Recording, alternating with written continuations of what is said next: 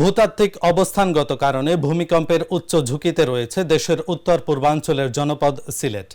বলা হয় অনেকটা ডাউকি ফল্টের ওপর দাঁড়িয়ে আছে এই অঞ্চল।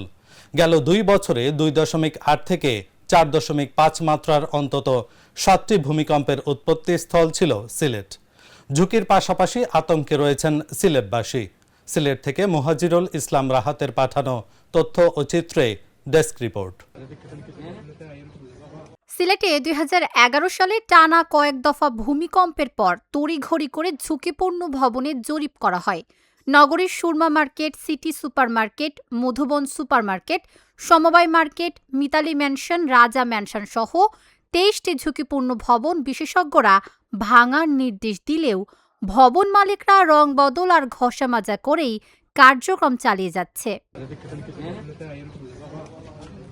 চিহ্নিত ঝুঁকিপূর্ণ ভবনগুলো দ্রুত অপসারণের দাবি স্থানীয়দের। সিলেটের 23টি ভবন যেটি চিহ্নিত করা হচ্ছে সেটি কিন্তু আগেকার একটি গবেষণার থেকে প্রাপ্ত এই ভবন। শুধু এই 23টি নয়, নতুন করে আরো খুঁজে বের করতে হবে কোনগুলো ঝুঁকিপূর্ণ আছে কিনা, এবং নতুন করে গবেষণাও একদিকে চালাতে হবে। সিটি কর্পোরেশন সহ যারা সংশ্লিষ্ট দপ্তর রয়েছে তারা প্রত্যেকে মিলে কিন্তু সিলেটের যে প্রত্যেকটি ভবনে আসলে গিয়ে তার অবস্থা কিরকম সেটি কিন্তু অ্যাসেসমেন্ট করা দরকার মনে করি। আমাদের সিলেটও কিন্তু অনেকটা ঝুঁকিপূর্ণ, কারণ হচ্ছে এখানে যে ভূমির যে টেকটনিক প্লেট, এই টেকটনিক প্লেটটা কিন্তু এই সিলেটের যে কিন্তু সেখানে একটা তার যে যেটা চলমান পর্যায়ে তার মাথাটা কিন্তু এই সিলেটে। আমার জানা মতো 23টা বিল্ডিং যদি ভাঙিলা তাহলে আমরা যারা আছি খুশি, মানলে একটা বিপজ্জনক হইব। যে কোনো সময় একটা দুর্ঘটনা ঘটলে অনেক মানুষের প্রাণহানি হইতে পারে। বিশেষজ্ঞরা বলছেন প্রকৃতিগতভাবে দেশের সবচেয়ে ঝুঁকিপূর্ণ অঞ্চলের একটি সিলেট। ডাউকি ফল্টের কাছাকাছি হওয়ায় বড় বিপদের আশঙ্কা বেশি। বিল্ডিং গুলোকে আমাদের সার্ভে করতে হবে, সার্ভে করে দেখতে হবে যে সেইগুলোর বর্তমান কোয়ালিটি কিরকম, এবং সেই অনুযায়ী ডিসিশন নিতে হবে যে কোনটাকে আমরা রিট্রোফিট করতে হবে, কোনটাকে ভেঙে ফেলতে হবে, কোনটা যেমন আছে তেমন ব্যবহার করা যেতে পারে। এটা হচ্ছে প্রথম কাজ। দ্বিতীয় কাজ হচ্ছে যে নতুন যে বিল্ডিং গুলো হবে সেই বিল্ডিং গুলো সঠিকভাবে ডিজাইন হয়েছে কিনা সেটা চেক করে তখন হচ্ছে যে সিটি কর্পোরেশন যেন পারমিশন দেয়। তো সেই ক্ষেত্রে যারা তৃতীয়ত সেটা হচ্ছে যে ছাড়পত্র দেওয়ার পরে মালিক আসলে সেই ডিজাইন অনুযায়ী বিল্ডিং করছেন কিনা কিংবা সেটার মান বজায় আছে কিনা সেটা তদারকি করার ব্যবস্থা করা হচ্ছে। এই 23টা বিল্ডিং র্যান্ডমলি আমরা সিলেক্ট করেছিলাম 6,000 বিল্ডিং এর মধ্যে, কিন্তু সিলেটে তো 42,000 বিল্ডিং আছে, 42 থেকে 44,000-এর মতো। তো আমাদের তো বাকি বিল্ডিং গুলি ক্লাসিফাই করা হয়নি। প্রথম দরকার হলো ক্লাসিফাইটা শেষ করা।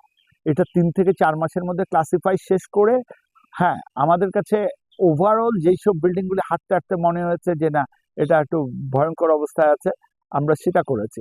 সেখান থেকে 23টা বিল্ডিং পেয়েছে। এখন এটা এই সার্ভেটা খুব ফ্রুটফুল সার্ভে না, এটাকে আমরা র্যান্ডম সার্ভেইং বলি। র্যান্ডম সার্ভেইং খুব সায়েন্টিফিক সার্ভেইং না। যে ডাটা কালেকশনের যে সার্ভের অনেক পদ্ধতি আছে, এই সার্ভেকে খুব ফ্রুটফুল সার্ভে বলে না। আমরা তখন তাড়াহুড়োর মধ্যেই 6,000 বিল্ডিং র্যাপিড ভিজুয়াল ইন্সপেকশনের মাধ্যমে করেছি। এটা র্যাপিড ভিজুয়াল ইন্সপেকশনে আমাদের 42,000 বিল্ডিং করা উচিত। তাতে কি হবে, আমরা কোন বিল্ডিং এর কি অবস্থা এটা জানতে পারবো। এই ডাটা বেসটা সিটি কর্পোরেশনের হাতে থাকবে, তখন আমরা ওইভাবে মেজারমেন্ট নিতে পারবো। তো এই জিনিসটা মালিক পক্ষকে আগে আসতে হবে। সিটি কর্পোরেশন মনিটরিং এর দায়িত্ব নেবে, দরকার হলে পিডাব্লিউডি আমরা একত্রে, যেহেতু পিডাব্লিউডি বিল্ডিং ডিজাইনের সাথে সংযুক্ত, আমরা একত্রে হেল্প করবো। ফায়ার সার্ভিসও একই সতর্কবার্তা দিচ্ছে।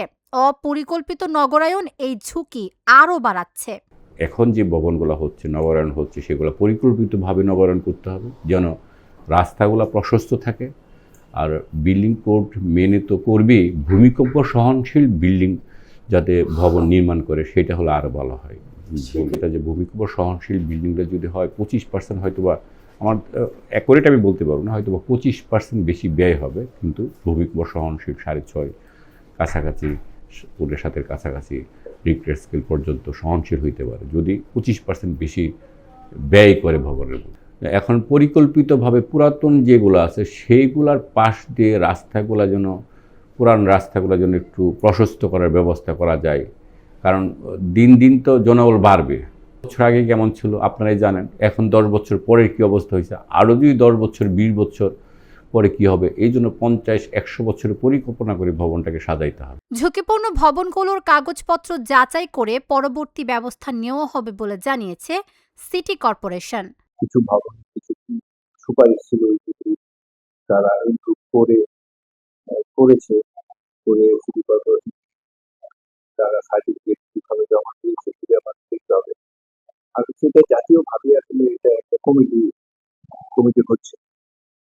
হচ্ছে এটা সেটা প্রতি বিভাগে সিটি কর্পোরেশন জেলায় কমিটিতে কি হবে, এই ভবনটি ঝুঁকি পূর্ণ কিনা এটি চিন্তিত করার জন্য কারা টেকনিক্যাল পারসন কারা করবে এবং কোন মেথডে করবে এবং একটা কমিটি করছে। এই কমিটি করে এটা কার্যকরী হবে।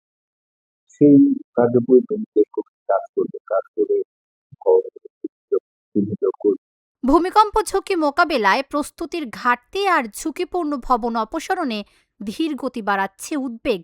বিশেষজ্ঞদের মতে দ্রুত সিদ্ধান্ত ও কার্যকর পদক্ষেপ ছাড়া বড় বিপদের ঝুঁকি এড়ানো কঠিন। Dhaka journal, news desk.